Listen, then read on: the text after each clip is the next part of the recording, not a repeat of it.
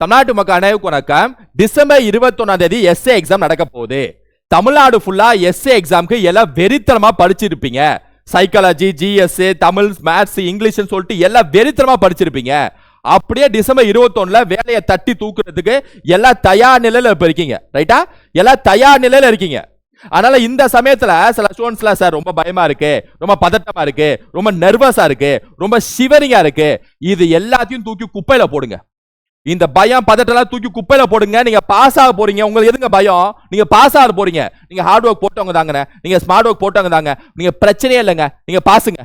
சைக்காலஜியை தட்டி தூக்க போறீங்க, ஜிஎஸ் தட்டி தூக்க போறீங்க, தமிழ் எலிஜிபிலிட்டி தட்டி தூக்க போறீங்க. பிரச்சனையே இல்லைங்க. ரைட்டா? அதனால இந்த பயம் பதட்டம்லாம் இயற்கையா இருக்கதான் செய்யும். ஏன்னா இப்ப இந்த எக்ஸிபிஷன்லாம் போனோம்னா இந்த ராட்னத்துல ஏறுவோம். இந்த ராட்னம் அப்படி மேல போயிட்டு இப்படி இறங்கும்ல, இறங்குறப்ப அந்த அடி வயிறுலாம் உண்மையை தூக்கி போடும்ல, அந்த மாதிரி உங்களுக்கு இப்ப இருக்கும். உங்க சூழ்நிலை எனக்கு புரியுது. எப்பவுமே எக்ஸாம் முன்னாடி இப்படிதான் இருக்கும். அதுல எந்த மாற்ற கருத்துல உங்க சூழ்நிலை புரியுது. ஆனா அதையும் தாண்டி பொட்ல வச்ச மாதிரி பாஸ் ஆகணும். எப்படி? பொட்ல வச்ச மாதிரி பாஸ் ஆகணும். பிசுறு தட்டாம பாஸ் ஆகணும். ஒரு கேள்வி மிஸ் ஆகக்கூடாது. அது ஆப்டியா இருக்கட்டும், ரீசனிங்கா இருக்கட்டும், இங்கிலீஷா இருக்கட்டும், தமிழா இருக்கட்டும், அங்கிட்ட ஜிஎஸ்ஆ இருக்கட்டும், பாலிட்டியா இருக்கட்டும், எக்கனாமிக்ஸா இருக்கட்டும், ஜியோகிராஃபியா இருக்கட்டும், ஐஎன்எம் இருக்கட்டும், ஹிஸ்டரியா இருக்கட்டும், சயின்ஸா இருக்கட்டும், கரண்ட் அஃபேர்ஸா இருக்கட்டும், ஜிகேவா இருக்கட்டும், பிசுறு தட்டமா பாஸ் ஆகணும். ரைட்டா? ஒரு கேள்வி மிஸ் ஆகக்கூடாது. 140க்கு 140 சொலையா தூக்கணும். அப்படியே அழகா தூக்கணும். அந்த வைபோட எக்ஸாம் ஹாலுக்கு போங்க. சோ வேலை உறுதி ராஜா, வேலை உறுதி. அதனால வெற்றி தாண்டா மகனே, வெற்றி தாண்டா மகனே, போய் வாடா புலிகாட்டு ராசாங்க. அது மாதிரி வெற்றி தாண்டா மகனே, தட்டி தூக்கு. அந்த ஆரா சொல்லுவாங்களே, அந்த வைபு சொல்லுவாங்களே, அந்த பாஸ் ஆகிறதுக்கான அந்த வைபு, இந்த போஸ்டிங்கான வைபு, இந்த ரிட்டன் எக்ஸாம் பாஸ் ஆகிறதுக்கான அந்த எஸ்ஏ எக்ஸாம், அந்த வேலை கிடைக்கிறதுக்கான அந்த வைபு இருக்குல்ல, வைபு வந்துருச்சு. இந்த வீடியோ பார்க்குறவங்களுக்கு இந்த வைபு வந்துருச்சு. ரைட்டா? அப்படியே ஒவ்வொரு கேள்வியும் நச்சுன்னு எப்படி நச்சு C B A D Aha ரைட்ரா Basra. ரைட்டா? அந்த மாதிரி இந்த சமயத்துல இந்த கடைசி நேர டிப்ஸ் அதுமாதிரி சில ஸ்டூடெண்ட்ஸ் கேட்டிருந்தீங்க சார். இந்த டூஸ் டோன்ட்ஸ், ஏன்னா வழக்கமா எக்ஸாமுக்கு முன்னாடி இந்த டூஸ் டோன்ட்ஸ்ன்னு கேட்பாங்க. அது பாரம்பரியமா கலாச்சாரம் போல, நம்ம தமிழ்நாட்டு கலாச்சாரம் போல.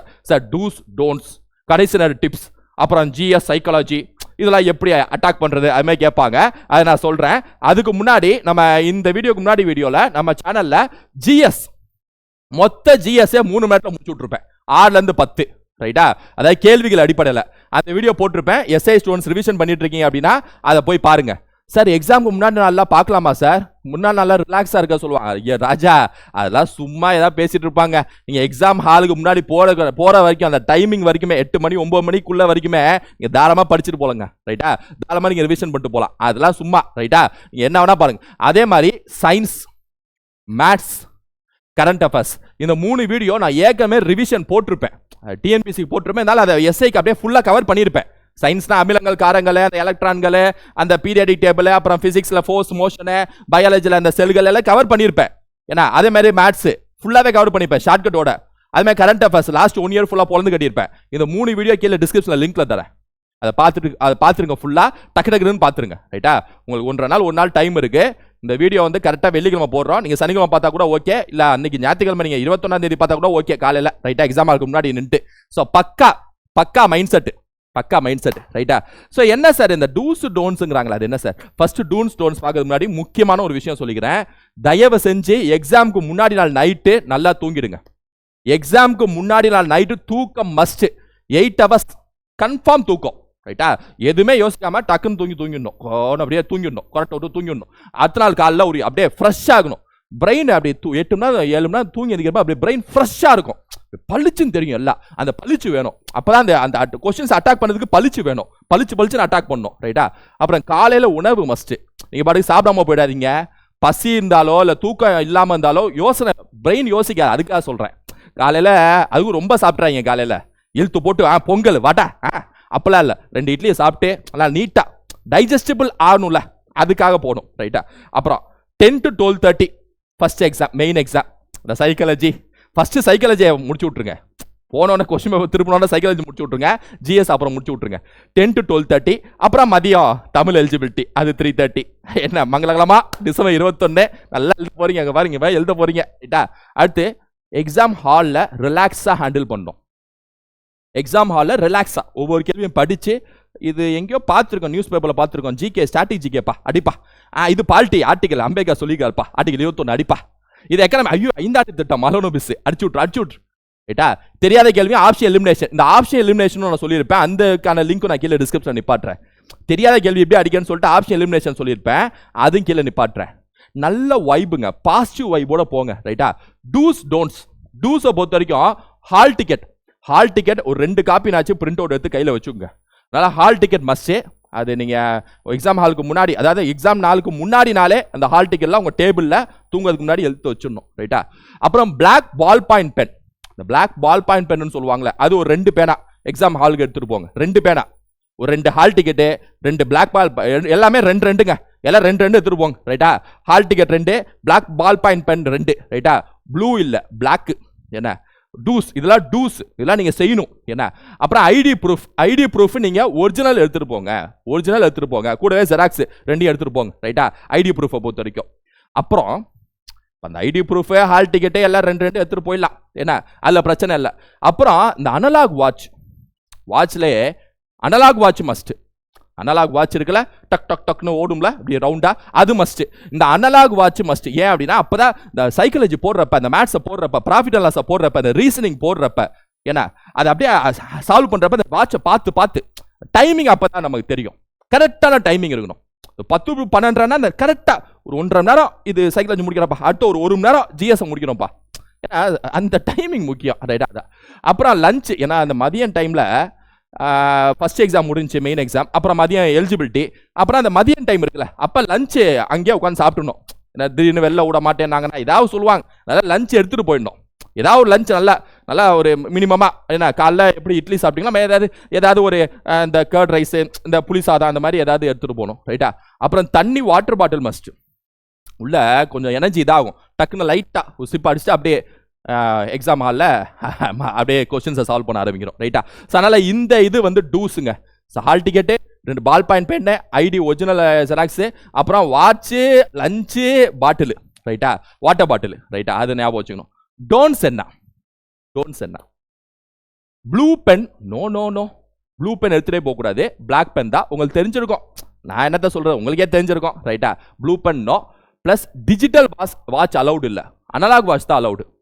டிஜிட்டல் இருக்குல்ல, இந்த டிஜிட்டல் வாட்ச்லாம் எடுத்துகிட்டு போகக்கூடாது, அது உங்களுக்கு தெரிஞ்சிருக்கும். வாட்டர் பாட்டில் எடுத்துகிட்டு போகணும், ஆனால் தண்ணி கம்மியாக குடிக்கணும்.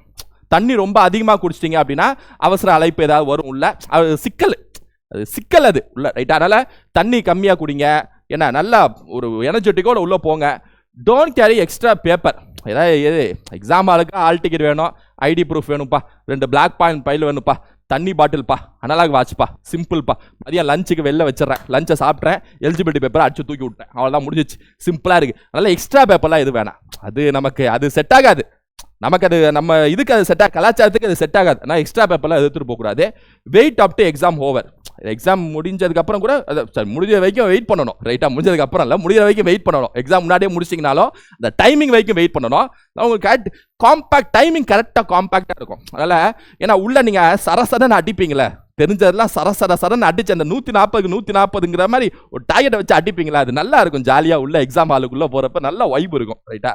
அப்புறம் mobile phone inside the hall, no. ரீசெண்டாக ஒரு மாதம் இருக்குமா, ஒரு மாதம் 1.5 மாதம் பிசி எக்ஸாமுக்கு தென்காசியில் நினைக்கிறேன், தென்காசி தானே, தென்காசியில் ஒரு பையன் மொபைல் ஃபோன் எடுத்துகிட்டு போய் பெரிய சிக்கலாச்சு, பார்த்துருப்பீங்க. பெரிய பிரச்சனையாகி அரெஸ்ட் பண்ணிட்டாங்க. அவன் உள்ளாடையில் வச்சு எடுத்துகிட்டு போயிருப்பான் போல.